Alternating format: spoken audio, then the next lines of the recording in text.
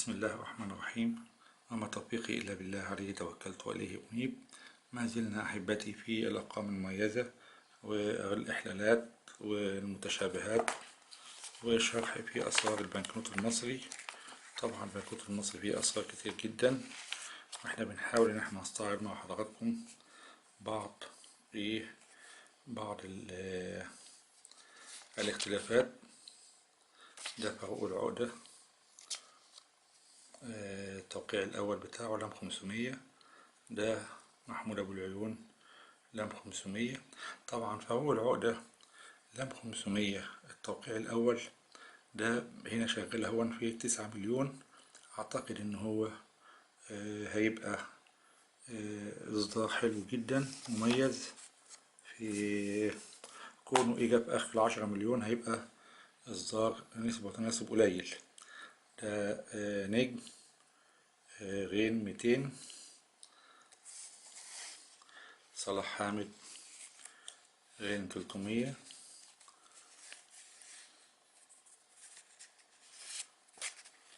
صلاح حامد غين 300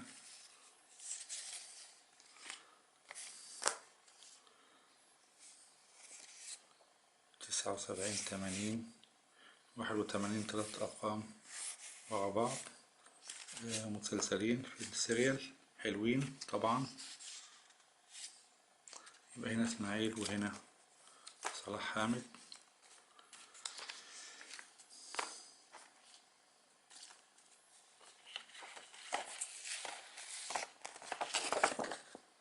ده هنا لام 300 صلاح زي ما قلنا. هنا لام 300 صلاح كده. ده ته 6 مدحت حسنين. الترقيم الأول اللي هو بالكمبيوتر، واللي حصل عليه اللي حصل فيه لعب كتير جدا، لأن الرقم بالكمبيوتر ده بيتمسح ويتحط مكانه أي أرقام معمولة. ذوي النفوس الضعيفة بيعملوها علشان يبغوا الكسب الغير مشروع. يعني الرقم ده بيتمسح لأنه ده في الكمبيوتر طبعا، غير اللي تحت منه. اللي تحت منه مختلف خالص.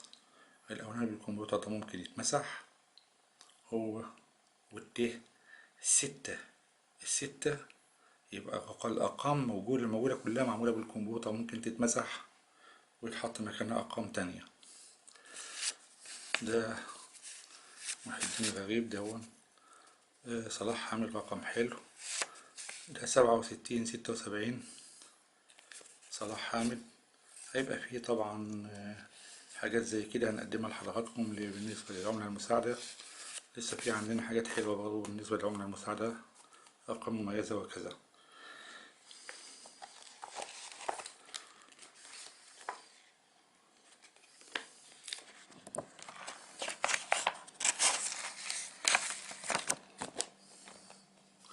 ده كده تزاوج أرقام اهون. 45 00 55، والتانية برضه 45 00 55. ولكن رقم الكود ده هنا على هيه 3 مضاد 4. ده طبعا رقم مميز.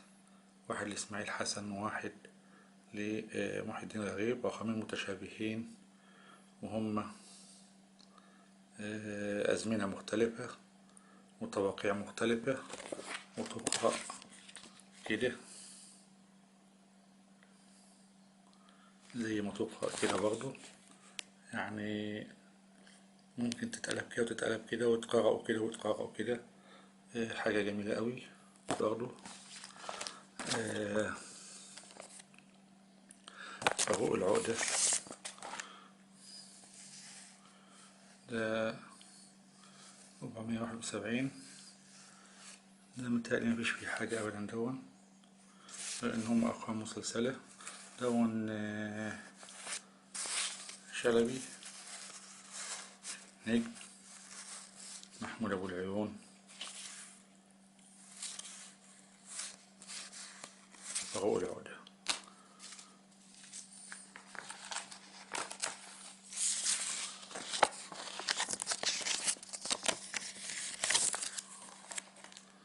رقم مميز، 240 فوق العقدة رقم مميز، 165 ده يبقى إسماعيل محمود أبو العيون. ده إسماعيل حالة مش كويسة.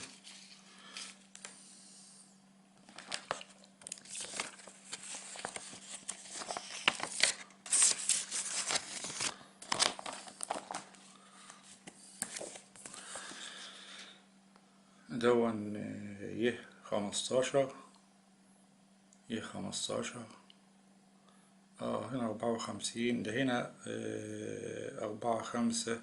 هنا الرقم دون رقم غداري، ده رقم حلو في 200 جنيه.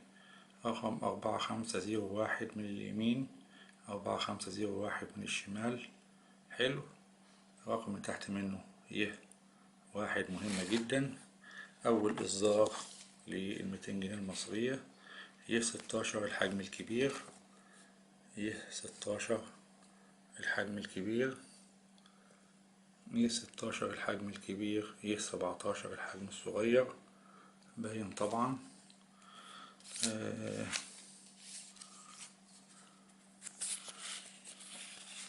دول هنا رقم 2، رقم 16 برضو.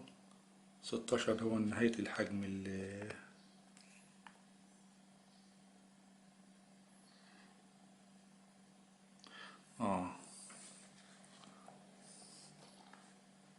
دي 61 من 16.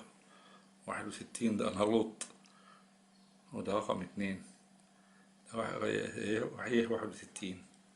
هي 61 يعني كنا بنعتقد إن هي 61. كنت معتقد إن هي 61 هي آخر إصدار القفل بتاع فاروق العقدة على 200 جنيه، ولكن رجع عمل بعد 61. عشان كده دي ورقة تعتبر ورقة عادية جدا.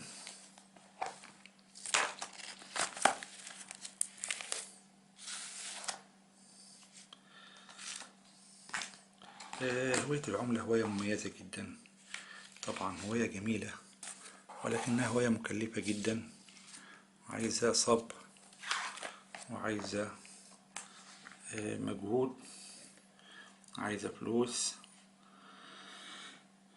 دي كده نون ف 400، دي كده 28. نرفع الكاميرا سنة صغيرة كده علشان ايه نقدر نبين.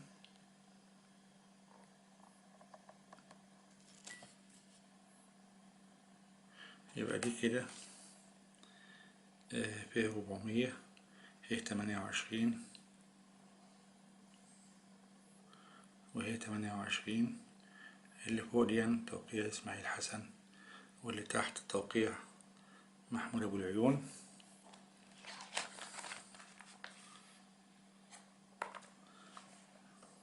ده كده فيه 300 اهي توقيع صلاح، دي فيه 300 توقيع محمود أبو العيون، دي فيه 300 توقيع إسماعيل حسن، طبعا مع الاختلاف في الديزاين وكذا. حلوة.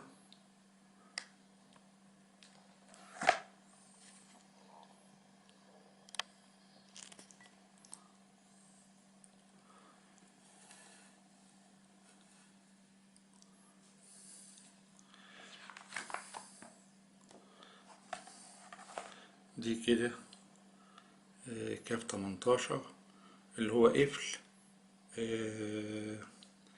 صلاح حامد على الديزاين الأول.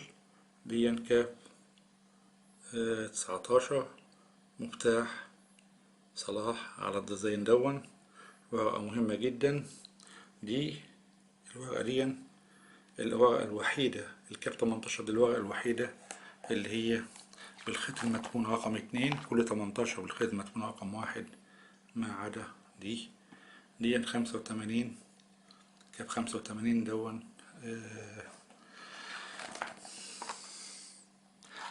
قفل محمود أبو العيون على الكاب، ودون مفتاح فاروق العقدة على ذات الإصدار. دي قفل إسماعيل حسن على 100 جنيه النون طبعا. ودي مفتاح إسماعيل على 100 جنيه النون طبعا. اختلافات واضحة جدا، تغير في الديزاين وتغير في حاجات كتير.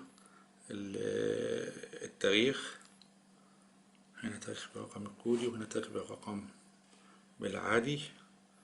طبعا هيبقى فيه اختلافات في اضفنا الخيط الهولوجرامي. هنا ما كانش فيه خيط هولوجرامي في الاول، ده فيه هنا خيط هولوجرامي اهون باين طبعا واضح اهو، ما كانش فيه الاولاني. في اختلافات كتير جدا. الورقة دي ورقة مهمة جدا، الورقتين دول ورا بعض ورقتين مهمين جدا في البنكنوت المصري هما، وكذلك برضو الورقتين دول اللي هما اسماعيل حسن واسماعيل حسن. اسماعيل حسن 105 دي ورقة مميزة جدا. الأولانية مكتوبة برقم التاريخ الكودي، التانية مكتوبة برقم تغير في الديزاين، تغير في الخيط المدفون، تغير في حاجات كتير أوي. ورقة مهمة جدا برضو 105. المشتركة دي 44 عادية جدا ولكن توقيع نجم. دي 400 توقيع فاروق العقدة. دي 100 دي ورقة حلوة علشان هي القص بتاعها طبعا مرحل قوي باين عليه. القص في ال20 جنيه كان بيبقى فيه عيوب كتير في القص. ده هنا 10 جنيه فيه 400. هنا 241 في إشكال كان إشكاله إيه يا مجدي؟ كان إشكاله فيه تغير في العلامة المائية. العلامة المائية هي دي العلامة المائية الأخيرة، دي العلامة المائية اللي قبل منها واضح طبعا خالص اهو. هو تغير في الفيه 241 تحديدا. ورقة مميزة ممكن تكون بين ايدينا واحنا ما نعرفش قيمتها وبنصرفها. هي طبعا الورقة دي فيها اختلافات في الخيط الهولوجرامي. طبعا الخيط الهولوجرامي الأخير مكتوب عليه 10 واضح أوي الخيط الهولوجرامي الأول كان مختلف عنه زي ما هو واضح. الخيط المدفون برضه اتغير اهو. ففيها اختلافات حلوة، ورقة من الأوراق الجميلة في البنكنوت المصري في الفئة دي تحديدا. ده 400 فاروق العقدة.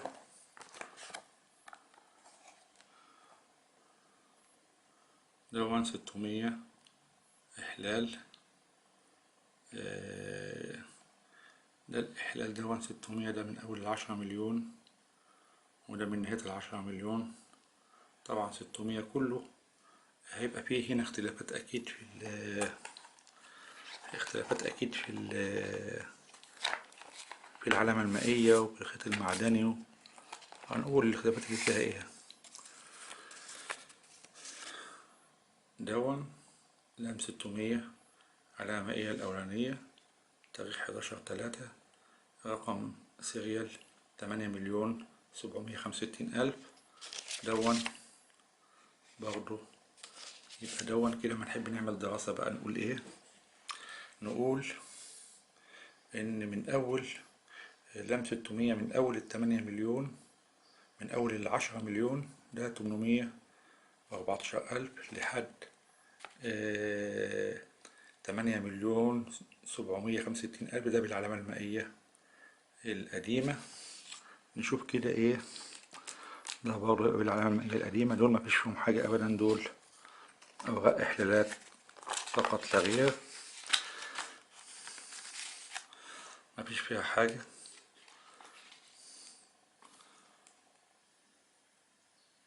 أيضا لام 600 إحلال، لام 600 إحلال، لام 500 على 5 جنيه كاب،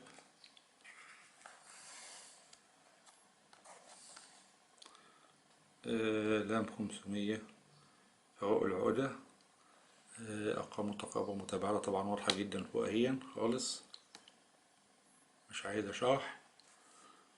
دي لام 600 رقم متباعد، لام 600 رقم متقارب برضه واضح جدا، البنط باين. دي في 539,000 ودي في 1,823,000 رقم السريال. دي لام 400 فوق العقدة، طبعا فوق العقدة قعدت مدة طويلة جدا، عشان كده لام 400. هنتكلم في عجالة لأن طبعا دخلنا على الفيديو في 15 دقيقة. كاب 400، كاب 400 أرقام متقاربة متباعدة. كاب 600 فوق العقدة. هنا كاب 500 أهي فوق العقدة، كاب 400 و600 فوق العقدة، كاب 400 أيضا فوق العقدة. ده فوق العقدة 312 ولا 313. 5239 رقم غداري، ده رقم اللي هو ده رقم غداري ينطق من اليمين زي الشمال. دون أرقام إحلالات، دول كده برضو أرقام إحلالات لفروق العقدة أهو. ودون غين 200 للنجم. أرجو أكون أضفت شيء لمعلومات حضراتكم على الأرقام المميزة وآثار البنكنوت المصري. والسلام عليكم ورحمة الله وبركاته.